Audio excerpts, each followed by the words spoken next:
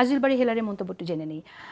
তার মানে কি জাতিসংঘের আবাসিক প্রতিনিধি তিনিও আসলে ওই মানবিক করিডোরটা বললেন না, কারণ মানবিক করিডোর না, এটা আসলে একটা চ্যানেল, যেখানে একটা সেরকম কি ব্যাপারটা আমরা খুবই ধোঁয়াশার মধ্যে পড়ে গেলাম। যদি আপনি এখানে দেখেন, আমি দেখলাম যে বাংলাদেশে এখন অ্যাটেনশন ডাইভার্ট করবার একটা খেলা চলছে, যে মূল অ্যাটেনশনটা যেখানে থাকবে ডেমোক্রেসি, সেইটাকে পাশ কাটানোর জন্য বিভিন্ন রকম ন্যারেটিভ তোলা হচ্ছে। এই করিডোরটাও কিন্তু একটা ন্যারেটিভ, করিডোর বা চ্যানেল বা কিন্তু আবাসিক প্রতিনিধি যেটা বললেন সেটা নিয়ে আবাসিক প্রতিনিধি বললেন যে এই রকম কোনো কথা হয়নি।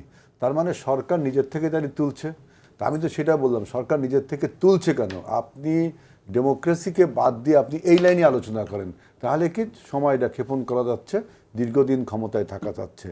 আপনি সে যে মানবিক প্যাসেজটা বলছেন, আমাদের দেশে যে সমস্ত রোহিঙ্গারা রয়েছে তারাও একটা মানবিক বিপর্যয় রয়েছে। শুধু মানবিক বিপর্যয় না, আমাদের দেশে এনভায়রনমেন্টাল পলিউশন হচ্ছে, আমাদের এই যে আমাদের ডেমোগ্রাফিতেও অনেক সমস্যা হচ্ছে।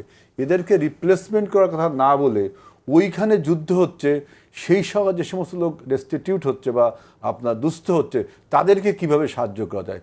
বক্তব্য যে আমার যে লোকগুলো আমার উপর বার্ডেন হয়ে আছে তাদের রিপ্লেসমেন্টের জন্য আপনি কি বলছেন, যেটা বলছেন না।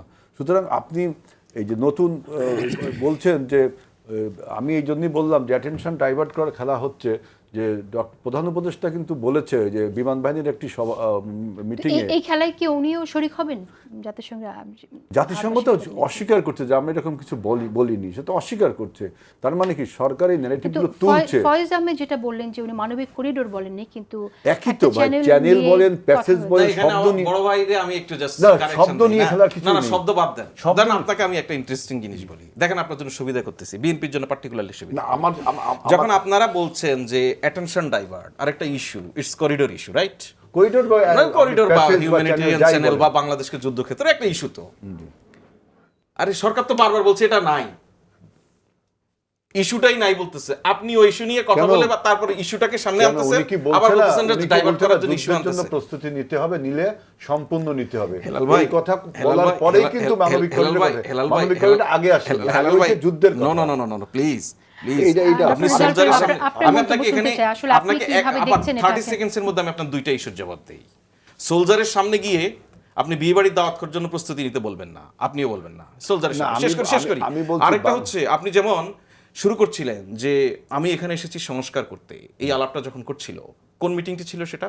ওই যে প্রথম জাতীয় ঐক্যমত্য কমিশনের একটি মিটিং, যে মিটিং এর উদ্বোধনী সভা ছিল। উদ্বোধনী সভাটা কি নিয়ে? সংস্কার বিষয়ক যে ডিসকাশন পলিটিক্যাল পার্টির সঙ্গে, সেটা সেকেন্ড রাউন্ড। আপনি সংস্কার বিষয়ক ডিসকাশনের মধ্যে সংস্কারের কথা বলবেন, এখন আমি জানি না উনি বলতে পারেন কিনা সেটা আপনার।